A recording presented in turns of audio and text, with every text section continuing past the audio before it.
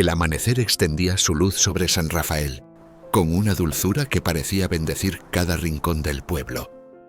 La iglesia antigua, erigida en piedra y memoria, recibía los primeros rayos como si se tratara de una oración silenciosa. Allí, el padre Arturo Cornejo, hombre de alma abierta y palabra cercana, celebraba la misa de cada mañana.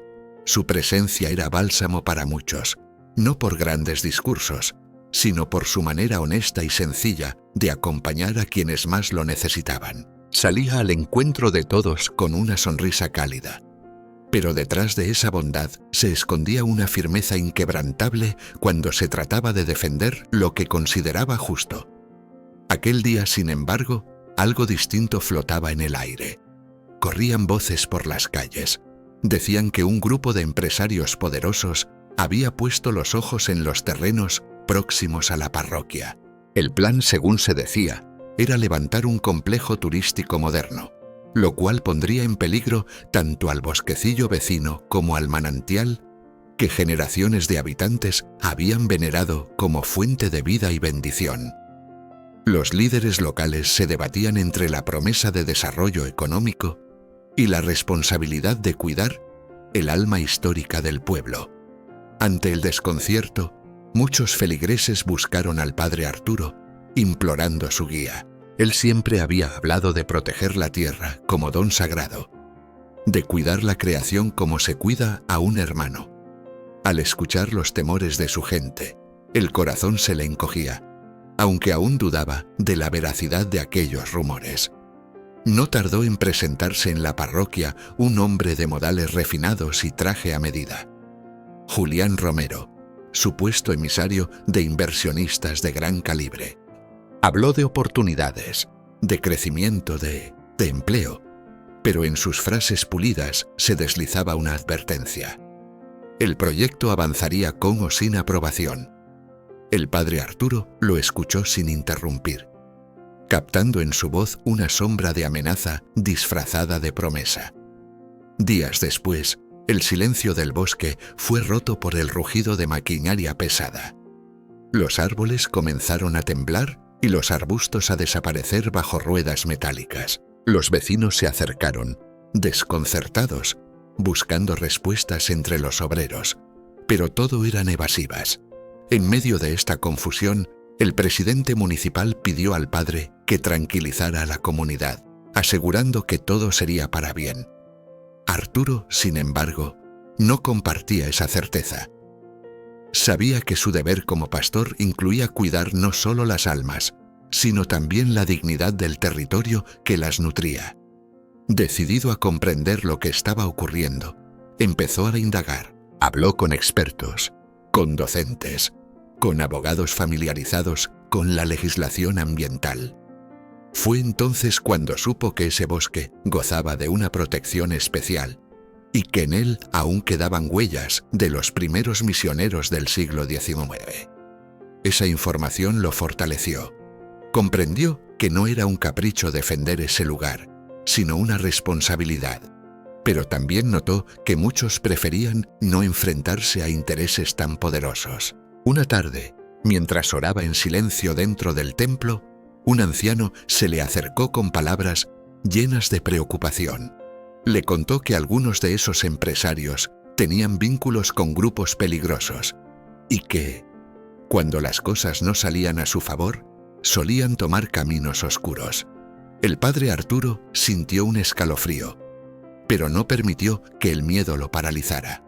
Sabía que ese suelo era mucho más que tierra. Era memoria, era fe, era esperanza para su pueblo. Así comenzó a compartir con más firmeza sus hallazgos durante las homilías. Hablaba de dignidad, de justicia, de la necesidad de cuidar la herencia recibida. Ancianos con ojos húmedos recordaban a sus padres construyendo esa iglesia con sus propias manos. Jóvenes, inspirados, empezaban a levantar la voz por aquello que sentían suyo. No obstante, la tensión no dejaba de crecer. Las máquinas no se detenían y cada día ganaban más terreno. Algunos, movidos por el miedo, pensaban en rendirse, pero Arturo permanecía sereno. convencido de que la fe puede abrir sendas donde la lógica no alcanza. Una mañana, sin previo aviso, llegaron funcionarios del juzgado con papeles en mano.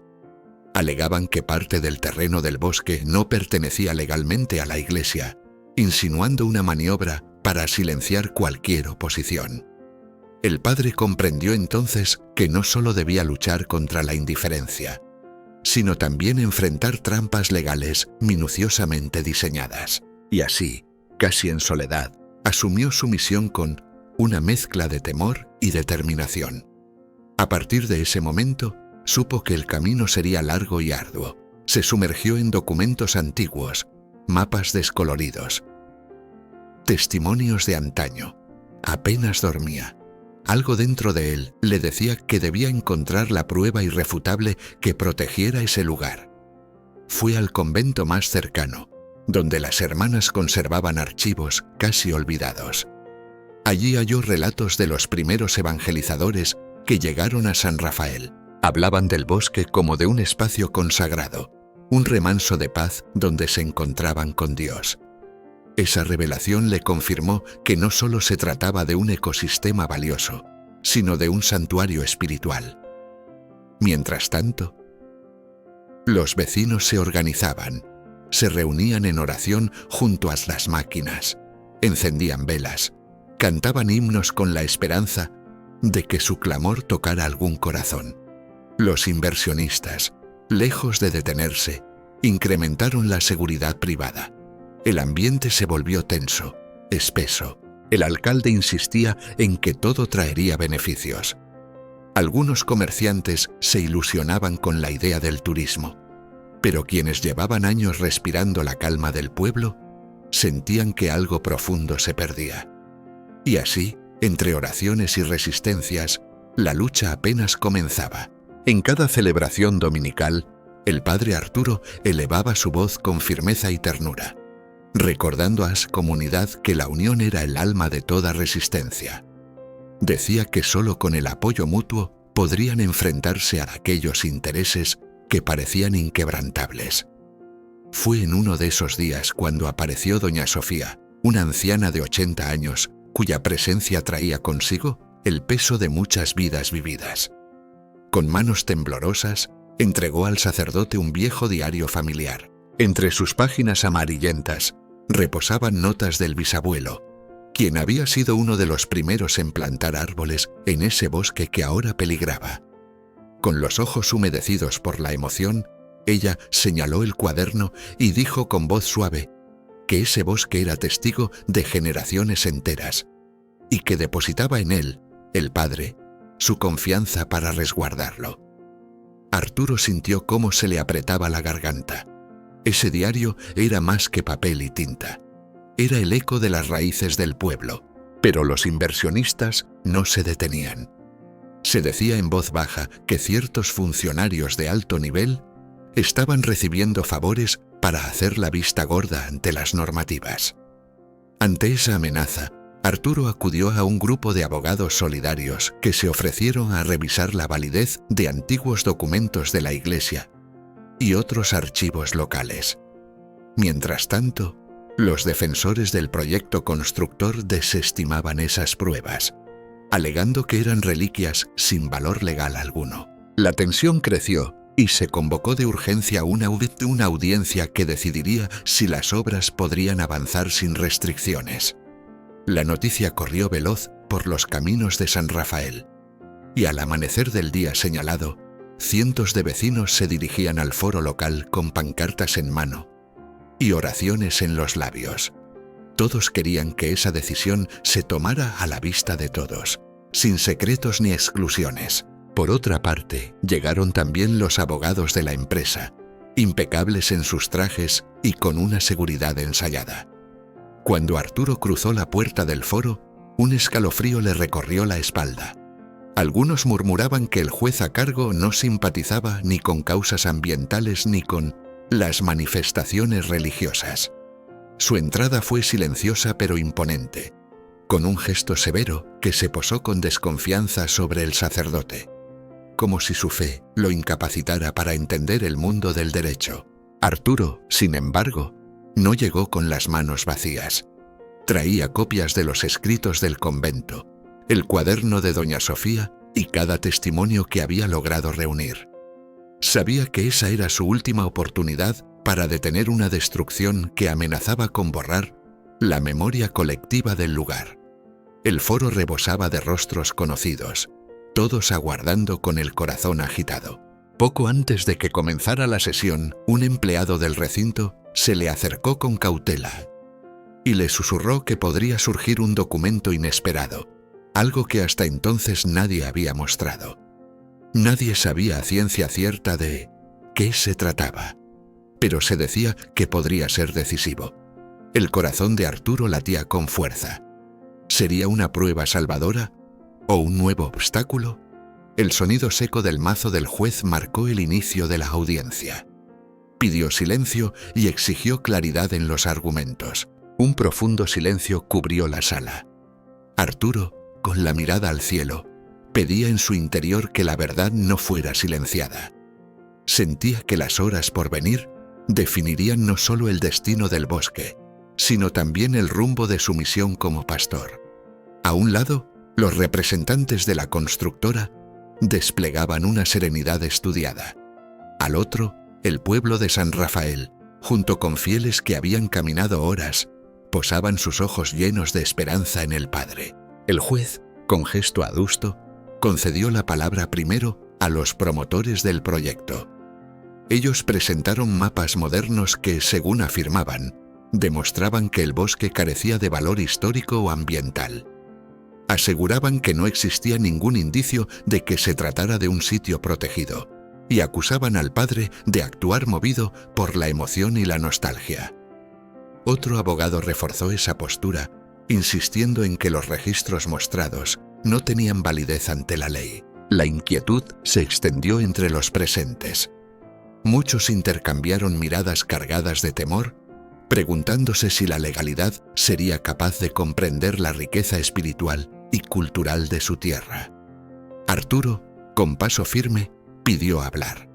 Alzó las cartas de antiguos misioneros del siglo XIX, el diario que doña Sofía le había confiado, y otros documentos que trazaban la historia del bosque como una parte esencial del alma de San Rafael. El juez, imperturbable, advirtió que solo se aceptarían pruebas verificables, no apelaciones emocionales.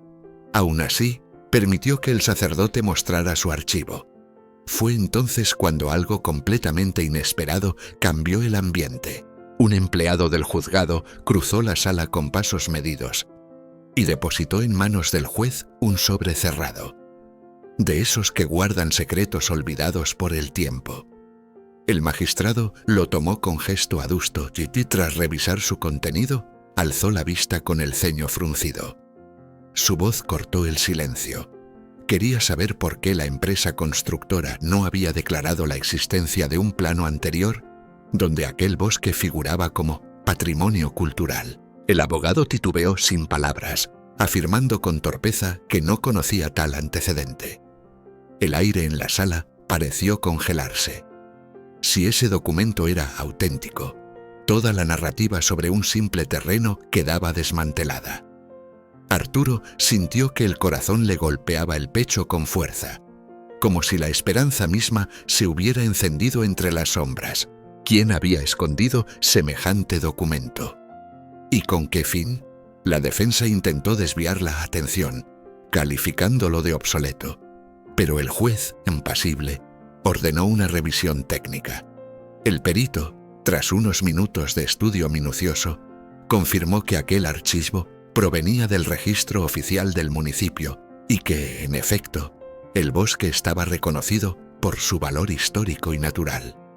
La noticia se esparció con rapidez entre los presentes, como un rumor urgente que necesitaba ser compartido. Ante la contundencia del hallazgo, el juez ordenó la suspensión inmediata de las obras, hasta esclarecer el trasfondo del caso. La sala se llenó de murmullos emocionados. Algunos se fundieron en abrazos, otros no contuvieron las lágrimas. Arturo, desde su rincón, guardó un momento de silencio interior. Agradecía que la verdad comenzara a salir a la luz, aunque intuía que esta victoria era solo parcial. Sabía que la empresa aún tenía recursos y posibles alianzas ocultas en las alturas del poder. Sin embargo, algo había cambiado. El juez, que al principio parecía cerrado, empezaba ahora a considerar que existían fundamentos legítimos para proteger aquel lugar sagrado. A la salida, varios vecinos se acercaron a Arturo para agradecerle. Él, con humildad, les recordaba que la lucha seguía y que la unión era esencial. Mientras tanto, los representantes de la constructora abandonaban el recinto en silencio, con rostros tensos. Al día siguiente, circularon rumores inquietantes. Se decía que ciertas figuras políticas del ámbito regional estaban presionando al tribunal para reactivar la obra, e incluso que algunos defensores del bosque habían recibido amenazas veladas. Arturo, al escuchar todo esto, sintió una angustia profunda. Aquello no era el final, sino el inicio de un enfrentamiento largo y lleno de trampas. Esa misma tarde, en la iglesia, se reunió con abogados y líderes comunitarios. Aunque todos celebraban el freno provisional de la construcción, comprendían que necesitaban pruebas más sólidas sobre la relevancia espiritual e histórica del bosque. El abogado Álvaro propuso recoger testimonios de los mayores del pueblo y rescatar fotografías antiguas. No, Peter.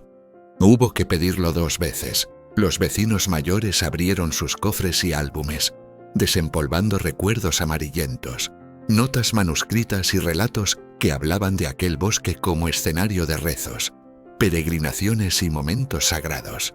Pero mientras el pueblo se organizaba, otros rumores comenzaron a inquietar. Hombres desconocidos rondaban las casas de quienes apoyaban al padre Arturo. La intención era clara: sembrar el miedo. Pese a ello, el sacerdote se negó a esconderse. Continuaba celebrando misa, acompañando a Ascaegete, alentando la esperanza. En una de esas jornadas, decidió acudir con un joven periodista llamado Jerónimo al área en conflicto. Juntos documentaron cómo ya había árboles marcados para ser talados y descubrieron una zanja cavada muy cerca del manantial. Todo eso, pese a la orden de paralización del juez. Las imágenes circularon rápidamente en redes sociales, provocando indignación en muchas partes del país. El escándalo fue tal que el presidente municipal optó por el silencio, y la constructora se defendió alegando que solo realizaban labores de mantenimiento. Pocos les creyeron. La fecha de la nueva audiencia se acercaba, y con ella la incertidumbre. Si no presentaban nuevas pruebas, las máquinas volverían sin obstáculos. La noche anterior al juicio, un hombre encapuchado se presentó en busca del padre.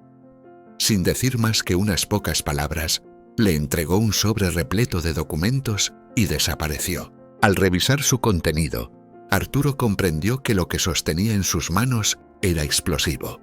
Pruebas de sobornos, informes falsificados y conexiones turbias entre autoridades y empresarios. Aquello no era un simple litigio por tierras. Era una red de corrupción decidida a arrasar con todo por interés propio. Aunque sintió temor, también supo que no podía callar. Era su deber llevar todo eso ante el tribunal, aunque eso significara enfrentarse a poderes ocultos. A la mañana siguiente, la misa dominical fue distinta. Más cargada de emoción, más íntima. Nadie conocía aún el contenido de lo que Arturo revelaría, pero todos rezaban con fervor, esperando que la verdad se impusiera. El padre sentía el peso de la responsabilidad sobre sus hombros. Sabía que solo la fe le daría la fuerza necesaria para mantenerse firme. Sin embargo, la pregunta persistía. ¿Sería suficiente? Si del otro lado había intereses tan poderosos, ¿podría la justicia abrirse paso? Arturo confiaba en que sí, con la ayuda de Dios, pero su rostro dejaba entrever la tensión de quien sabe que el destino de un bosque y de muchas familias estaba a punto de definirse. El foro de San Rafael estaba colmado aquella mañana. Arturo entró con paso firme, llevando consigo el sobre que contenía la verdad. Los defensores de la empresa constructora mostraban una seguridad fría, como quien se sabe protegido por influencias invisibles.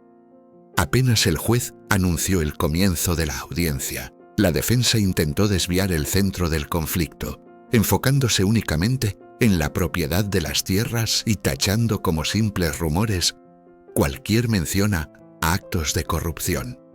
Pero entonces, el abogado Álvaro, que representaba a la comunidad afectada, se puso de pie con una carpeta gruesa bajo el brazo. Sacó copias de transferencias bancarias y documentos que vinculaban a políticos y empresarios con intereses turbios en el proyecto. Un murmullo tenso recorrió la sala. El juez alzó la voz para pedir silencio y se dispuso a examinar los papeles. El abogado de la constructora reaccionó con desdén, insinuando que todo podía tratarse de falsificaciones. Pero el juez lo interrumpió con firmeza. Antes de desechar nada, había que verificar la autenticidad. Si aquellos documentos eran legítimos, el escándalo superaría con creces un simple litigio por tierras. De pronto, desde el fondo de la sala, se levantó una mujer de rostro marcado por la vida, llamada Lucía. Pidió permiso para hablar. Con voz entrecortada, relató cómo había trabajado en una dependencia pública y cómo la forzaron a ocultar pruebas de que el bosque estaba bajo una protección ambiental especial. Las lágrimas le nublaban los ojos al entregar una memoria USB que había logrado rescatar antes de que destruyeran los archivos.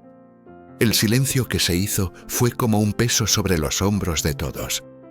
Era evidente, alguien había intentado borrar las huellas de la verdad. El abogado de la empresa quiso interrumpirla, pero el juez no se lo permitió. Lucía, entre sollozos, confesó que se había destruido información bajo órdenes superiores. Frente a semejante revelación, el juez detuvo cualquier obra y anunció una revisión a fondo. Si todo se confirmaba, el caso escalaría a un nivel judicial mucho más alto. Los rostros de los representantes de la empresa palidecieron. En cambio, un suspiro colectivo recorrió a la comunidad.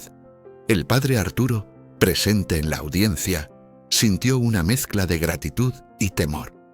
Sabía que si había corrupción en altos niveles, también habría quienes harían lo imposible por silenciar la verdad.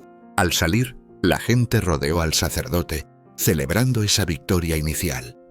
Sin embargo, la alegría era contenida. Muchos temían una contraofensiva por parte de la constructora o la impunidad habitual de los poderosos. Arturo no dejaba de orar, pidiendo protección para Lucía y los otros testigos. Sentía que algo sagrado estaba obrando, revelando la luz entre las sombras, pero también percibía el riesgo que eso implicaba. La audiencia terminó con el compromiso del juez de recibir formalmente el testimonio de Lucía y evaluar la apertura de un proceso penal contra funcionarios locales. Aquella noche, el pueblo no sabía si celebrar o preocuparse.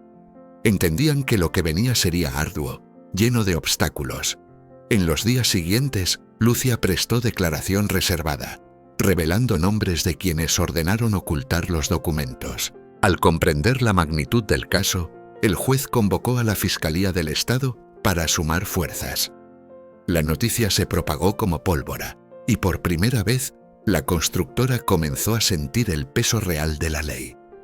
En una nueva audiencia, el magistrado validó los primeros documentos entregados por Lucía y por el padre Arturo. La defensa alegó que no podían ser responsabilizados por acciones ajenas.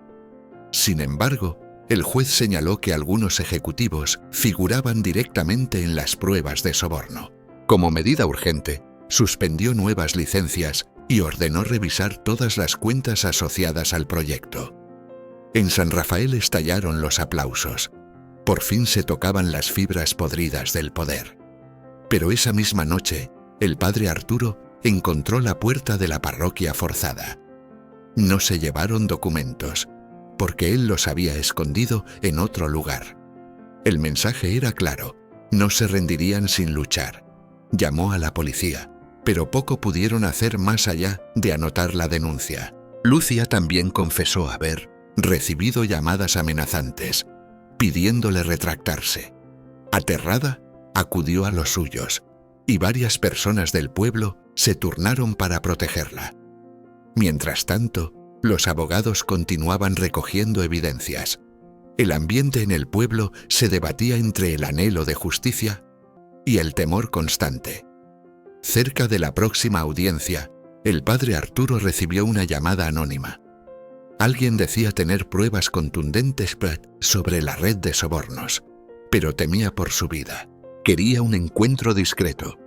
Arturo vaciló, pero una corazonada le dijo que podría tratarse de la clave final. Acordaron un sitio apartado. El padre no fue solo, llevó consigo a 2 personas de confianza. Aún así, no lograba sacudirse el presentimiento de peligro. Era una trampa o la oportunidad de frenar definitivamente la corrupción y salvar el bosque. Esa noche se acostó con el alma inquieta, recordando el intento de irrumpir en la iglesia y los autos con vidrios oscuros que merodeaban en la oscuridad. Oró con el corazón apretado, suplicando que el Señor le diera claridad en ese momento tan cargado de sombras. Su mente no dejaba de pensar en los suyos, especialmente en los ancianos del pueblo, que veían con angustia cómo su hogar parecía desmoronarse. Tal vez aquella nueva prueba sería el rayo de luz que todo lo aclararía, o quizás solo abriría la puerta a un peligro aún mayor.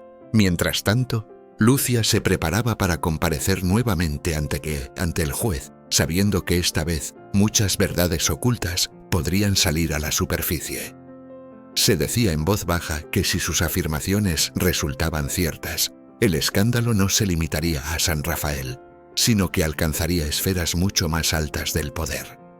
Se presentía que el enfrentamiento sería más feroz y que quienes se atrevían a alzar la voz ponían en riesgo su propia vida.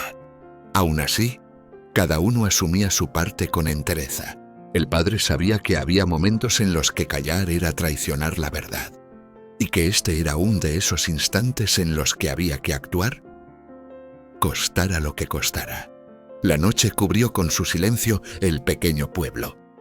El padre Arturo, acompañado por 2 fieles de confianza y por el licenciado Álvaro, tomó un coche sencillo y sin distintivos para dirigirse al encuentro con el informante. El trayecto, por un camino de tierra áspero y solitario, llevaba hasta una vivienda olvidada por el tiempo, sin luz, sin presencia humana. Durante el camino apenas cruzaron palabra. Cada uno sabía el peso que tenía aquella cita. El testigo afirmaba tener pruebas sólidas, suficientes para destapar la red de corrupción. Pero si todo era una trampa, bien podrían terminar en una situación sin salida. No obstante, ya no había espacio para arrepentimientos. Al llegar, notaron una luz tenue filtrándose por una rendija de la ventana. El licenciado Álvaro pidió máxima cautela, recordándoles que la prudencia era su mejor aliada. Descendieron del coche con paso decidido. Una figura encapuchada les hizo señas para que entraran. El aire estaba cargado de tensión y solo el murmullo del viento agitando las ramas secas rompía el silencio. Dentro, el abandono reinaba. Paredes manchadas, un olor rancio, muebles destrozados. La figura, visiblemente nerviosa, miraba a su alrededor como si temiera una emboscada. Con voz entrecortada, confesó tener documentos que implicaban a funcionarios de alto nivel en sobornos para aprobar el proyecto. También aseguró poseer grabaciones que probaban la entrega de dinero. El padre Arturo, con serenidad, le preguntó por qué había decidido hablar. El desconocido explicó que había sido intermediario en esos arreglos oscuros, pero que la culpa le estaba desgastando el alma. Prefería exponerse antes que seguir cargando con ese peso. El licenciado Álvaro recibió de sus manos un pendrive, que según él contenía grabaciones y registros de movimientos bancarios. El padre sintió cómo un escalofrío le recorría el cuerpo. Si todo eso era auténtico, Las máscaras caerían, pero no alcanzaron a verificar nada. Unas luces intensas se reflejaron en las ventanas y enseguida se oyeron motores acelerando. El encapuchado palideció y murmuró que los habían seguido. Álvaro reaccionó rápido, guardando el pendrive dentro de su saco. El padre hizo una señal para que todos se agacharan. Afuera, linternas y gritos exigían que salieran. El temor era evidente en sus rostros. El encapuchado les indicó una salida trasera, suplicándoles que huyeran, justo cuando las puertas comenzaron a ser golpeadas, y un cristal estalló en 1000 pedazos. Corrieron por un pasadizo angosto hasta hallar la parte trasera de la casa. La luna alumbraba apenas los matorrales. Sin detenerse, se internaron entre las ramas. Detrás de ellos, los pasos, los gritos y el crujir de la tierra seca no cesaban. Por un momento temieron lo peor, pero no se escucharon disparos. Finalmente dieron con el camino de tierra por donde habían venido. Subieron de inmediato al vehículo y arrancaron sin atreverse a mirar hacia atrás. El aire les faltaba por la carrera y el susto. Cuando por fin sintieron que estaban fuera de peligro, el encapuchado, aún tembloroso, les dijo que no imaginaba que serían perseguidos tan pronto y que debía desaparecer para salvar su vida.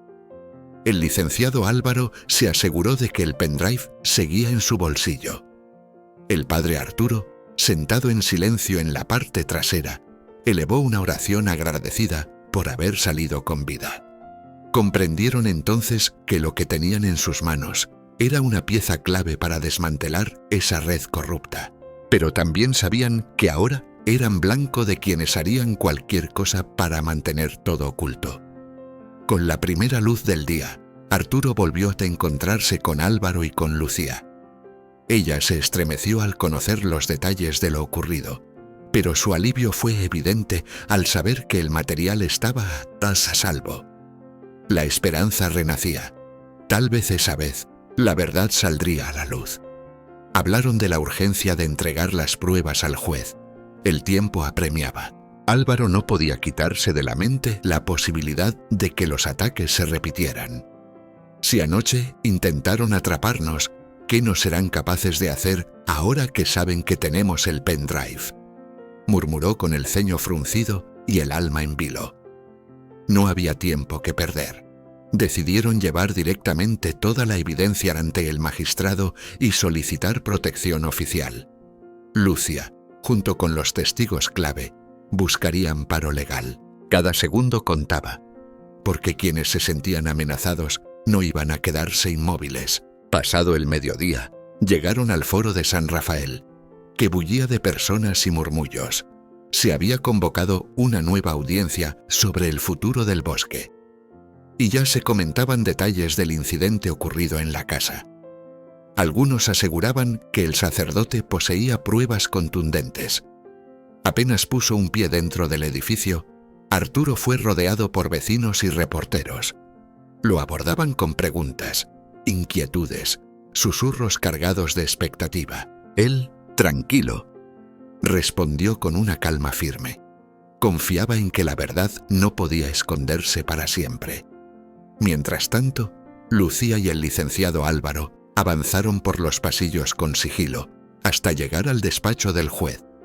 Allí entregaron la memoria digital y los documentos que llevaban consigo.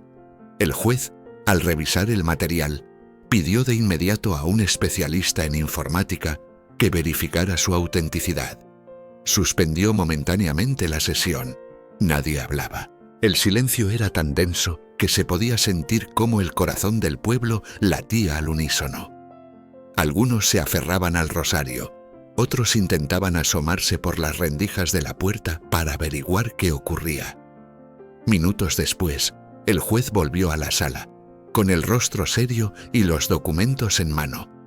Anunció que las grabaciones y los registros de pagos parecían auténticos. En ellos se escuchaban conversaciones entre empresarios, funcionarios municipales y hasta representantes del gobierno estatal, todos planeando cómo avanzar con el proyecto sin importar el precio. El asombro se apoderó del auditorio. Varios asistentes se cubrían la boca, incrédulos. El abogado de la constructora intentó desvincular a su cliente de las transacciones, pero el juez fue tajante. Solicitaría la intervención del Ministerio Público y se abrirían procesos penales contra los involucrados. Además, ordenó medidas de protección para el padre, Lucia y todos los colaboradores que habían expuesto los hechos. Un aplauso contenido, pero lleno de emoción, recorrió la sala. Algunas personas se acercaron a Arturo para abrazarlo. En esos gestos se mezclaban el alivio, la gratitud y la memoria de la angustia vivida cuando el bosque fue invadido. El sacerdote alzó la mirada en silencio, dando gracias por haber llegado hasta ese momento con vida. El juez decretó la suspensión indefinida de la obra. Cualquier intento de reanudarla sería considerado desacato y obstrucción a la justicia. Por primera vez en mucho tiempo, una luz de esperanza comenzaba a brillar sobre San Rafael. Al caer la tarde, un periodista se le acercó al padre con una pregunta inevitable. ¿No tiene miedo a las represalias? Arturo lo miró con serenidad y respondió: tener fe no es no tener miedo, es saber que vale la pena luchar por lo que es justo. Al salir del foro, la gente se despidió de él con gestos de cariño.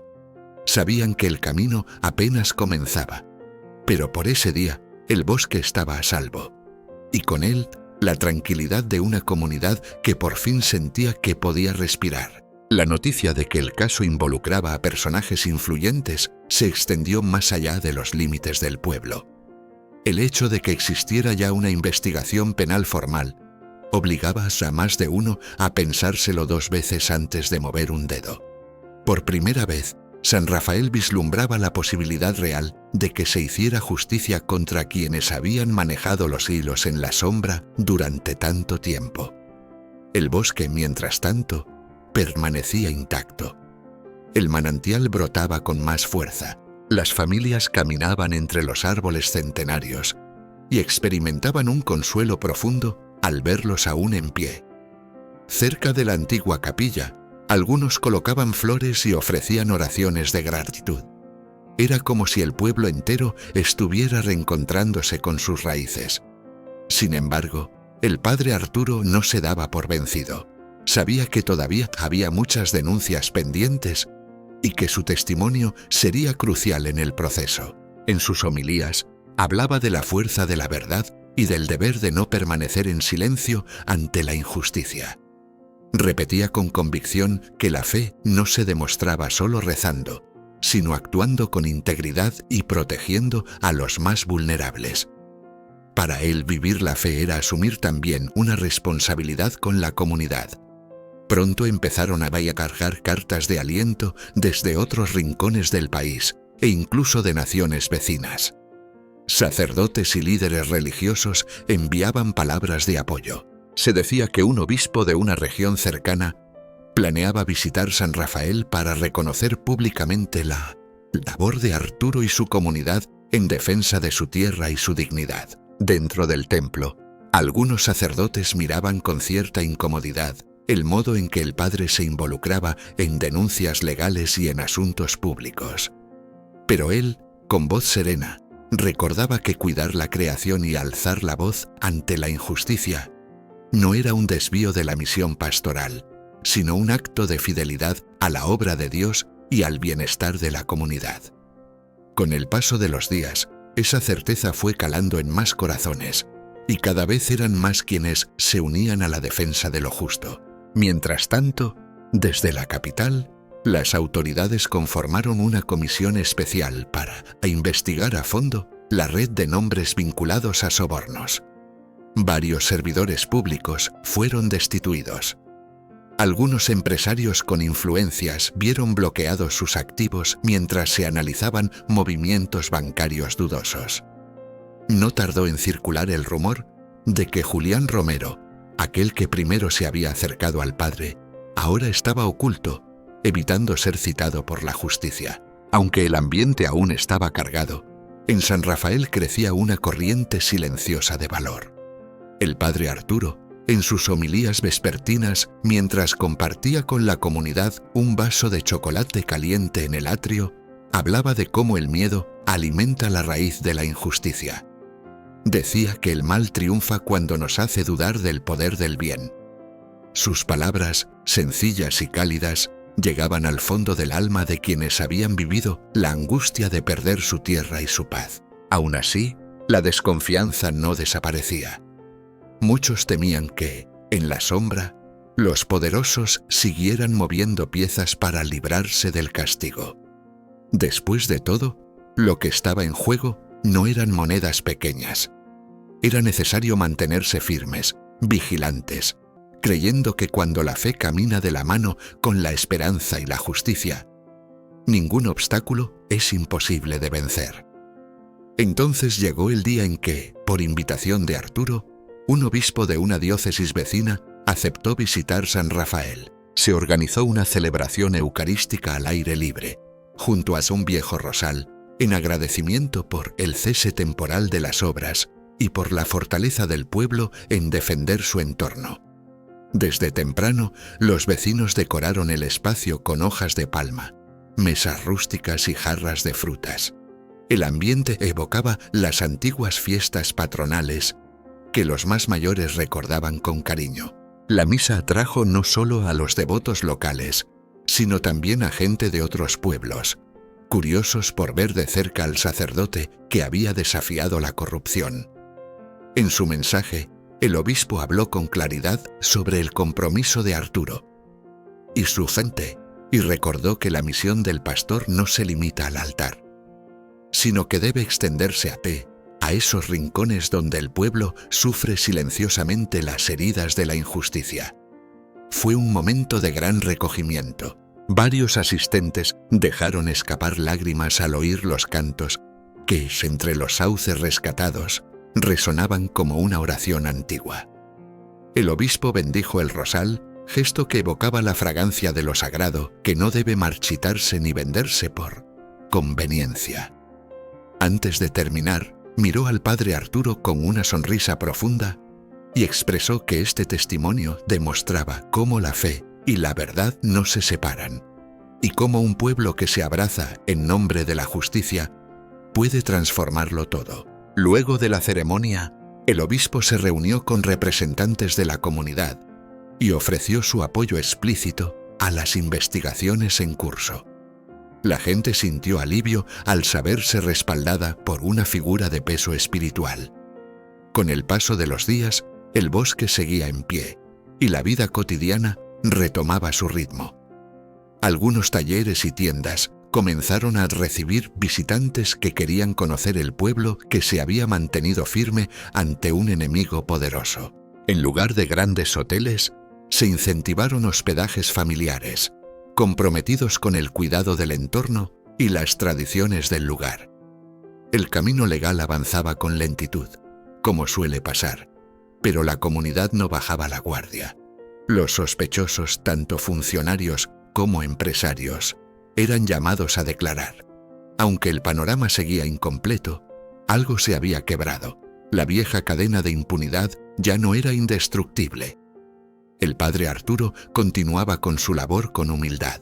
A veces, mientras ayudaba a hornear pan para las familias más necesitadas, escuchaba confesiones y ofrecía palabras de consuelo a quienes aún temían represalias.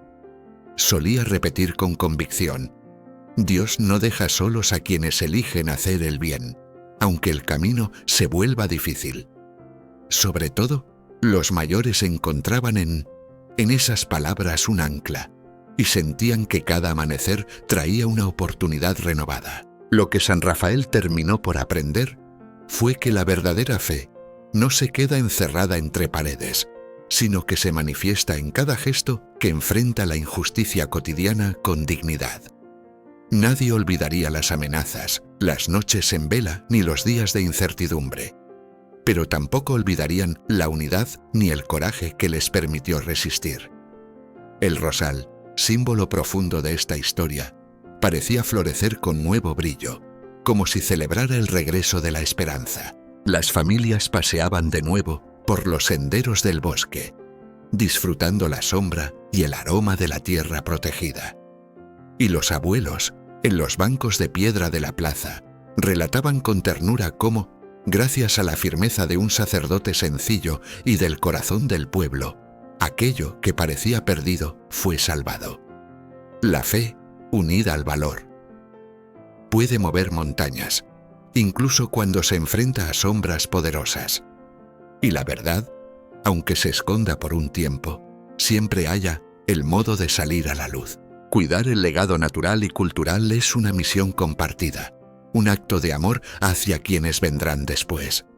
Porque al final, lo que vivió San Rafael no fue solo una victoria en un tribunal, sino la prueba viva de que cuando un pueblo se levanta por lo que es justo y sagrado, lo imposible comienza a ceder. Gracias por acompañarnos hasta el final de esta historia que no solo habla de un pueblo, sino de un alma colectiva que se atrevió a levantarse con fe, con coraje y con esperanza. El padre Arturo nos recuerda que un sacerdote no solo celebra la misa, sino que también camina junto a su gente, defiende lo sagrado y no guarda silencio ante la injusticia. San Rafael fue testigo de que, cuando el bien se sostiene con firmeza, incluso el poder más oscuro comienza a temblar. Y como ese rosal que volvió a florecer junto al manantial, también renació la esperanza en los corazones. Si esta historia tocó tu espíritu, te invitamos a compartirla, a dejar tu comentario y a seguir este canal, donde cada semana rescatamos testimonios de fe que inspiran, transforman y nos recuerdan que, aun en medio de la prueba, Dios nunca abandona a su pueblo. Nos vemos en la próxima historia. Que el Señor te bendiga y te acompañe siempre.